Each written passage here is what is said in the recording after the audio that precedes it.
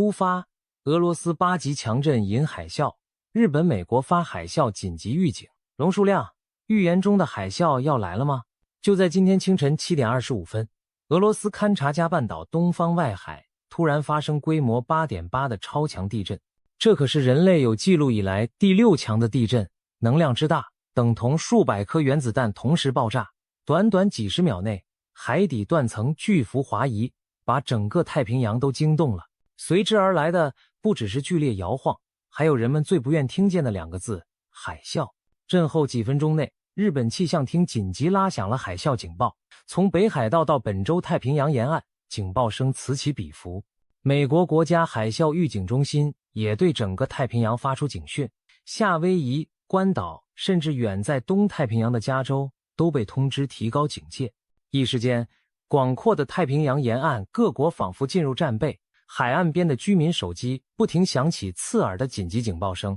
警告他们赶快远离海边，撤离到高处避难。就在此刻，许多人脑中闪过一个令人毛骨悚然的念头，这难道就是龙树亮预言中所说的那场毁灭性海啸吗？让我们把时间往回推几个小时。地震发生的那一刻，在震源附近的俄罗斯远东地区可谓天摇地动。这场强震是勘察加半岛70多年来最强烈的一次，连1952年的9级大震后都未见过如此威力。剧烈摇晃导致勘察加州首府的一些建筑受损，当地电力中断，通信信号不稳，一所幼儿园的建筑出现龟裂和坍塌，可见震度之强。人们惊魂未定逃到户外时，灾难却还没结束，真正的威胁正在海面上无声酝酿。随着海底板块剧烈错动，大片海水被骤然抬升又落下，向四面八方推开，海啸悄然诞生。没过多久，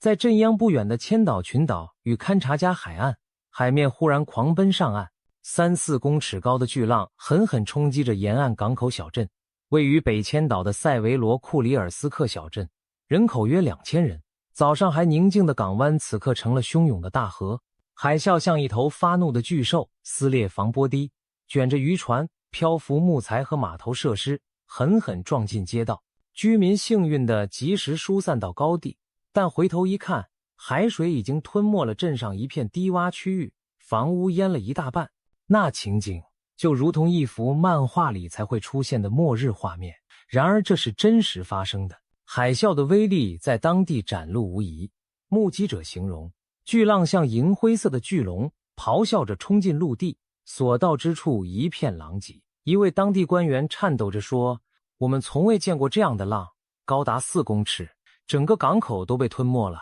幸而在第一波浪袭来时，警报系统已经提醒居民疏散，因此目前伤亡报告有限。但经历这等灾变的人们内心的恐惧难以言喻，毕竟没有人知道更大的第2波、第3波是否还在后头。与此同时，远在千里之外的日本也在紧张关注着这头海中巨兽的动向。日本各地的防灾广播反复播放着预警信息，海啸即将来袭，沿岸居民务必迅速避难，不要靠近海边，不要返回岸边观看。在北海道根室市的花孝港，上午10点左右观测到第一波约30公分高的异常海浪。30公分听起来似乎不高，仅仅没过脚踝，但经验丰富的专家一点也不敢大意，因为他们深知第一波并不代表最大波。正如2011年东日本大地震时，初始波浪后还有更可怕的巨浪接踵而至，因此气象厅警告，后续可能出现1公尺、2公尺，甚至3公尺高的海啸。1公尺的海啸足以让成人站立不稳，汽车被冲走，3公尺更是毁灭性的高度，将会淹没沿岸大片地区。日本政府不敢有丝毫怠慢，首相石破茂亲自出现在电视上，严肃地呼吁国民，请所有身处太平洋沿岸的民众提高警戒，立即移往高处避难，不可掉以轻心。各地铁路迅速停驶，学校疏散学生到高楼上层，警察和自卫队出动维持秩序，许多人匆忙撤离家园，一些渔民甚至来不及系好船只，就跳上卡车逃离港口。遥想11年前的那场大海啸，多少人来不及逃生丧命，因此这次大家宁可大惊小怪，也绝不愿重蹈覆辙。太平洋彼岸的美国也丝毫不敢懈怠。当消息传到夏威夷时，虽然隔着半个太平洋，但海啸警报已经响彻檀香山街头。上午时分，度假胜地威基基海滩上的游客们收到手机警报，海啸可能来袭，立即远离海滩，前往内陆或更高楼层。阳光明媚的夏威夷瞬间变了天色，警报声伴随着警车与消防车的广播，一队队游客和居民从沙滩奔向高地。有位正在夏威夷度假的台湾女星，事后惊魂未定的分享，那一刻真的以为在拍电影，大家拎着拖鞋狂跑回饭店，直奔4楼以上，好像背后有怪物在追。尽管最终夏威夷只观测到几十公分高的小浪，但这种逃难般的经历令游客们终生难忘。甚至台湾本身也经历了一场紧张时刻。台湾中央气象署在早上地震发生后不久，就罕见地发布了海啸警讯，这可是台湾有史以来第3次发布海啸警报。根据科学预测，俄罗斯强震引发的海啸将在下午1点18分左右影响台湾沿海。虽说预估抵达时浪高不到1公尺，多数地区可能仅 0.3公尺上下，但气象专家郑重提醒，切勿轻视，因为哪怕半公尺的浪一旦涌上岸，也有强大冲击力，足以将人冲倒，将汽车推移。一时间，台湾东部、东南部沿海地区进入高度戒备，海边风景区拉起封锁线，禁止游客进入，渔民停止出海作业，港口暂停船舶进出。一些沿海乡镇甚至划定了警戒区，要求居民暂时撤离低洼地带。虽然最终台湾没有受到明显的海啸灾害，但经历这场跨越半个太平洋的有惊无险，许多人不禁感慨大自然力量之可畏。当这场跨越大洋的海啸警报响彻各国时，人们除了震惊，更有一种难以言喻的既视感。这一幕，我们仿佛在哪里听说过。没错，在许多东亚人的脑海中立刻浮现出一个名字——龙树亮。这位日本漫画家所描绘的末日场景，竟与眼前的实况有那么一丝可怖的相似。龙树亮何许人也？故事还得从20多年前说起。1999年，当时默默无闻的他出版了一本奇特的漫画作品，名为《我所看见的未来》。书中收录了他自称反复做过的预知梦，内容天马行空，却又细思极恐。起初并没有太多人关注，直到2011年日本发生东日本大震灾，无数人翻出他的书封，只见上面醒目的写着大灾难将在2011年3月发生。顿时所有人脊背发凉，这不正是言中了吗？一时间，龙树亮从无名小卒变成了神秘的预言家，他的漫画也成了炙手可热的话题书。在那本漫画以及后来的完全版中，龙树亮一共记录了15则预知梦，据说已有10则陆续应验，包括阪神大地震、戴安娜王妃之死，甚至新冠疫情等等。然而，其中最骇人听闻的一幕，正是关于2025年夏天的大海啸预言。龙树亮描述自己曾在梦中看到日本与菲律宾中间的海域突然发生海底喷发和剧烈爆裂，紧接着巨大的海浪朝4面8方涌去，吞噬了太平洋周边的国家。那海啸之高，约莫是2011年东日本大地震海啸的3倍。3倍！要知道，2011年的海啸最高浪高超过10公尺，3倍就是30多公尺，那几乎是一栋10层楼高的大楼拍向岸边。更不可思议的是，他梦见陆地都被这冲击给推挤隆起，从香港、台湾一路到菲律宾，整条链状的土地仿佛被巨力抬升变形，仿佛地球整张板块都要裂开，扶摇直上。这样的灾变场景堪称前所未见的终极末日。更引人注目的是，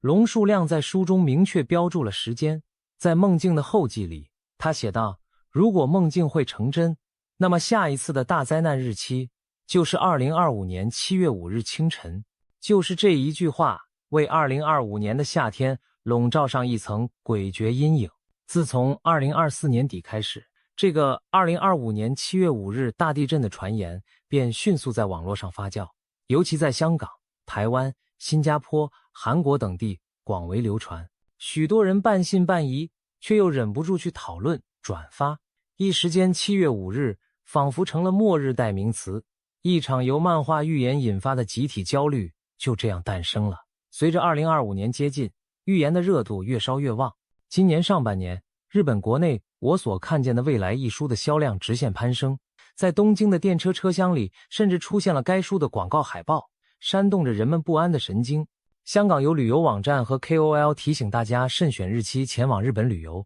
甚至有传闻说某些香港旅行团因大量退团，不得不取消7月初的赴日行程。华人圈的恐慌尤其明显。4月时，中国大陆驻日大使馆突然发布重要通知，提醒在日中国公民要注意防范日本可能发生的大地震和海啸。这被不少人解读为官方也在暗示那个预言并非空穴来风。而台湾这边，无论是新闻媒体还是乡民论坛，更是天天把龙树亮挂在嘴边，讨论各种细节，从他预言内容的科学可能性，到如果真的发生灾难该如何自救。一时间，宁可信其有，不可信其无，成了很多人的心态。龙树亮本人对这突如其来的关注也感到压力山大。今年6月，他罕见地接受媒体访问，同时决定自费出版一本新书，书名就叫《天使的遗言》，希望亲自澄清种种传言。现年70岁的他，在新书中回顾了自己的人生成长和灵异体验，坦诚从年轻时就有记录梦境的习惯。天使的遗言里，他并没有对7月将有大灾难的说法道歉或完全撤回，但对于7月5日这个具体日期，他明确地说，那天不一定会发生大事。他解释道，梦见灾难的日期并不等于现实中灾难发生的日期，可能是出版社编辑在整理他的访谈内容时，误把梦境日期当成了预言发生日。他强调自己只是分享梦见的画面，从没打算做什么末日预报员，呼吁大家理性看待，平常心面对。同时他也表示，大家如此关心灾难预言，起码说明防灾意识提升了，这或许是好事。只要这关注能转化为行动，提高安全准备，那预言引发的讨论也有了正面意义。在7月5日那天，全日本、全世界都在侧目紧盯。当时钟走过凌晨4点18分，许多人心跳加速地等着看会不会有什么异象发生。结果当天风平浪静，什么异常都没有发生，没有地震，没有海啸，日本一切如常地迎来清晨阳光。社群媒体上充斥着松一口气的玩笑，太好了，我的末日逃难包白准备了，哈哈。预言终究只是预言，一场虚惊看似就此落幕。然而故事并没有结束，预言的日子过去了，但7月的考验似乎才刚开始。就在大家慢慢把7月大灾难当作茶余饭后笑谈时，7月末的这场真实强震与海啸让所有人再度惊出一身冷汗。虽然发生时间不是5日，而是30日，地点也不是他梦中的日本南端海域，而是远在北方的俄罗斯外海，但时间点对得上，都是在7月中下旬，事件性质对得上，都是大地震引发海啸。如此巧合，难怪许多人立刻联想到龙树亮的预知梦。在日本，一位知名旅游作家林世璧恰巧当天在北海道坐船出海观光，结果船上突然收到海啸警报简讯，他惊讶万分地在社群上发文，难道龙树亮真的说中了？这番话引起数万网友转发，大家议论纷纷。有人感叹，虽然地震不在日本，但海啸真的来了，还是让人头皮发麻。也有人质疑，预言说的不是日本和菲律宾之间吗？跟俄罗斯八竿子打不着吧？更有甚者，脑洞大开的联想到，龙树亮梦里出现2条巨龙飞向震央，也许象征2波大灾难。现在俄罗斯地震算第1条龙，那会不会在他梦境地点还有第2条龙埋伏？这种说法让不少网友脊背发凉，纷纷祈祷不要再有后续地震了。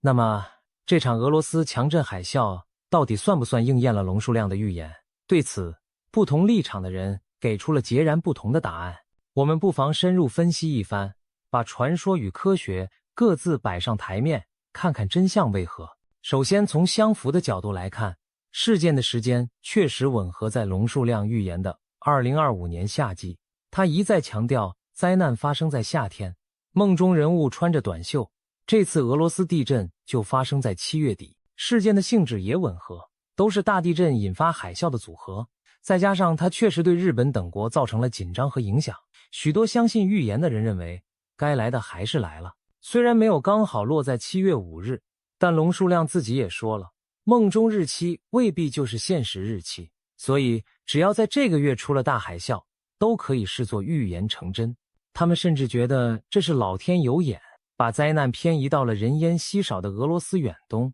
而不是人口稠密的日本近海，算是不幸中的大幸。也许龙树亮梦见的场景稍有差池，但大方向是准的。持这种观点的人为预言家叫好，觉得他的灵异体质再添一桩佐证。然而冷静的科学声音则提出许多质疑与反驳。首先，龙树亮梦中的地点与这次地震相去甚远，他描述的日本与菲律宾之间的海域大致是菲律宾海板块的中心地带，或许接近台湾以南、菲律宾以北的洋面，而这里在地质上并非主要断层交界处，平时强震频率并不高，更别提什么海底大爆炸。反观这次俄罗斯地震发生的位置，堪察加半岛外海，正是著名的环太平洋火山地震带的一部分。太平洋板块在此隐没到欧亚板块下方，历史上多次产生9级特大地震，如1952年的堪察加 9.0， 1923年鄂霍次克海 8.5 等。换言之，这里本来就是高危险地带，此次出现强震，虽然惊人，但也意料之中。日本东京大学地震专家就评论，与其说预言准确，不如说刚好撞上了地球活动频繁期。毕竟在地球另一端的南美智利、阿拉斯加等地也常有8级以上地震，若今年夏天是在那里发生，难道也要牵强附会到预知梦吗？地震学上，大多数余震和诱发效应仅局限在震央附近区域，而不是跨越半个地球连锁反应。再看规模与后果的对比，龙树亮梦中的灾难场景极为夸张，30公尺级的海啸，版图改变，毁天灭地。而今天发生的虽是 8.8 级强震，但引发的海啸远未达到那种世界末日级别。除了震源附近的港口被淹，其他各国基本只受到几十公分到1-2公尺的浪高影响。日本沿岸迄今无重大灾情传出，更多是有惊无险的防范演练。可以说，这次是一次严重但有限的灾害，与预言中整个东亚翻江倒海的剧本并不相符。如果真的如他梦见般来个海底大爆炸，那后果将是日本沿岸几十座城市被夷平，数百万人受灾，甚至台湾、香港都难幸免。显然，我们现在经历的现实情境要温和得多。科学角度看，梦中那种级别的海啸更像虚构。我所看见的未来出版时，就有地质学者指出，梦境内容属于意识流，缺乏明确机制，可以当故事看，但绝不能当地震预报依据。日本和菲律宾之间的确存在所谓菲律宾海板块，但其中心地带没有足够长的断层线能量累积去制造那种超级地震或喷发。就算未来真的发生大灾变，极可能也是在已知断层带，比如日本南海、海槽、琉球、海沟等上释放能量，而不会无缘无故的从板块正中间爆炸。因此，专家们普遍认为这次事件纯属巧合，巧在时间，但本质上跟预言的来龙去脉毫无关联。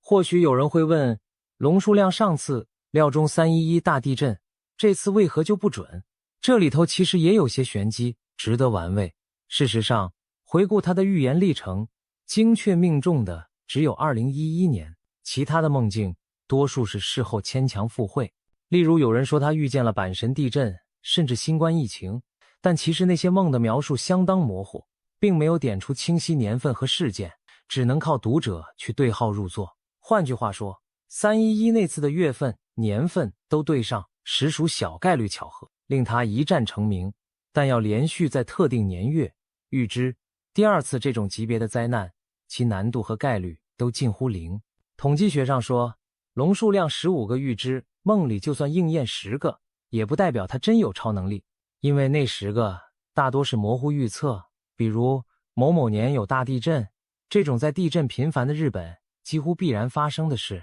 倒是我们作为人类，心理上更倾向记住那些说对了的预言，而选择性忽略没说中的部分。这是典型的认知偏误，使预言者看起来比实际更灵验。这次7月5日预言落空，再次证明依靠梦境做准确预报并不可靠。当然，也不能否认预言在社会层面带来的影响，无论是相信也好，半信半疑也罢，许多人因为它而行动了起来。有人在家中备妥了紧急避难包，手电筒、干粮、矿泉水一应俱全。有人临时学习了 CPR 急救知识，以防万一。日本各地政府趁机宣传防灾手册，组织海啸避难演练，提升了社区应变能力。这些努力，即便最后灾难没照剧本来临，也不会白费，因为地震海啸迟早还是会来的，只是时间早晚问题。我们与其说被预言吓倒，不如说是被现实敲了一记警钟。